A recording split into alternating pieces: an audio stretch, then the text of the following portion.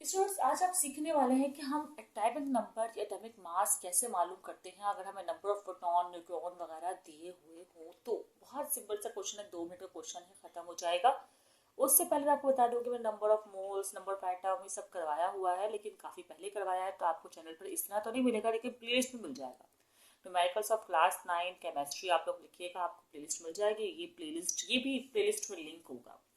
चलिए आप ज़रा ये सारी बातें छोड़कर मेन टॉपिक पर आते हैं।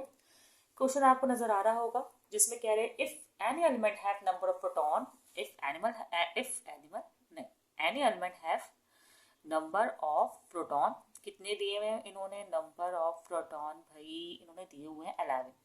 ठीक है। फिर कह रहे हैं नंबर ऑफ न्यूट्रॉन 12। अच्छा 12। Number of neutron 12। ये तो मैंने जल्दी से डाटा बना दिया बगैर कुछ सोचे, बगैर दिमाग लगाए, कोई मसले की बात ही नहीं थी।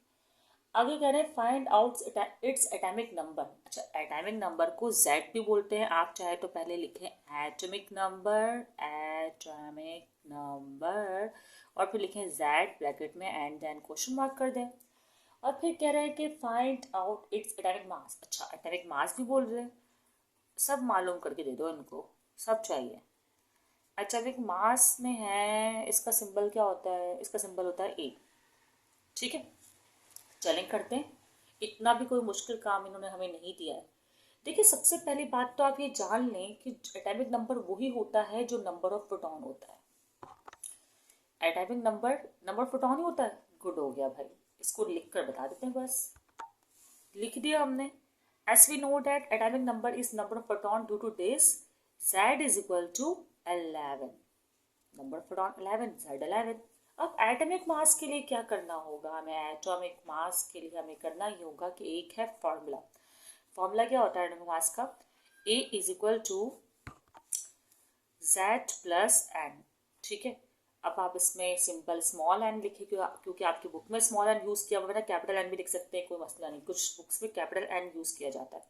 अब Z आपके पास क्या है? 11 है। ठीक है। एन आपके पास क्या है? ये रहा नंबर ऑफ 12। बस पुट करें और इनको करें ऐड, क्योंकि नंबर ऑफ प्रोटॉन और नंबर ऑफ न्यूट्रॉन को ऐड करने से ही एटॉमिक मास आता है। तो 11 12 जमा करें तो क्या हो गया? 23। एटॉमिक मास भी आपके पास आ गया। स्टूडेंट्स, एक एग्जाम्पल और देख लीजिए, आपके पास स्क्रीन पर शो हो रही होगी, जिसमें लिखा हुआ है how many number of proton and neutron are there in having A is equal to 40 and Z is equal to 20। अच्छा, how many number of proton and neutron, तो इसका मतलब हम इस तरह लिख सकते हैं कि आपको, चलो छोड़े, नंबर ऑफ प्रोटॉन न्यूट्रॉन मालूम करना है, सही है? तो आप लिख दे number of proton question mark, number of neutron question mark. अब आपको जो गिवन है A इज इक्वल टू 40, तो वो कहलाता है एटॉमिक मास, अभी अभी आपने देखा है। और Z इज इक्वल टू 20, ये कहलाता है एटॉमिक नंबर। अब नंबर ऑफ प्रोटॉन और एटॉमिक नंबर तो सेम होता था, ये आपको पता है। तो आप बोल देंगे as number of proton is Z is equal to 20। मतलब नंबर ऑफ प्रोटॉन आपके पास डायरेक्टली आ गए, जो कि क्या आए हैं? 20। नंबर ऑफ प्रोटॉन आप लिखते 20 क्योंकि वो एटॉमिक नंबर के बराबर होता है। चाहे तो इस तरह वर्डिंग भी लिख सकते हैं आप लोग। नंबर ऑफ प्रोटॉन निकाल लें। शायद वैसे तो आप लोग डायरेक्टली फॉर्मूला भी लिख सकते हैं, n is equal to A minus Z, लेकिन आप यहाँ पर देखें, एक फॉर्मूला आपके पास ये था ना, A is equal to Z plus N, तो प्लस का n यही रहने दे, Z वहाँ जाके क्या हो जाएगा? माइनस, तो A minus Z। N small बनाए, कैपिटल बनाए, खैर स्मॉल बना लीजिएगा आप लोग। अब यहाँ पे क्या है? 40 A है आपके पास और Z क्या है? 20। इनको माइनस करेंगे तो आपके पास नंबर ऑफ न्यूट्रॉन आ गए, जो कि हैं 20।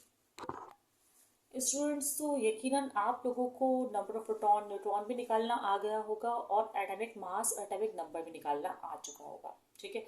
तो अब हम नेक्स्ट वीडियो में और भी बहुत कुछ केमिस्ट्री, मैथ्स, फिजिक्स से रिलेटेड सीखने वाले हैं। दुआओं में याद रखिएगा। Best of luck.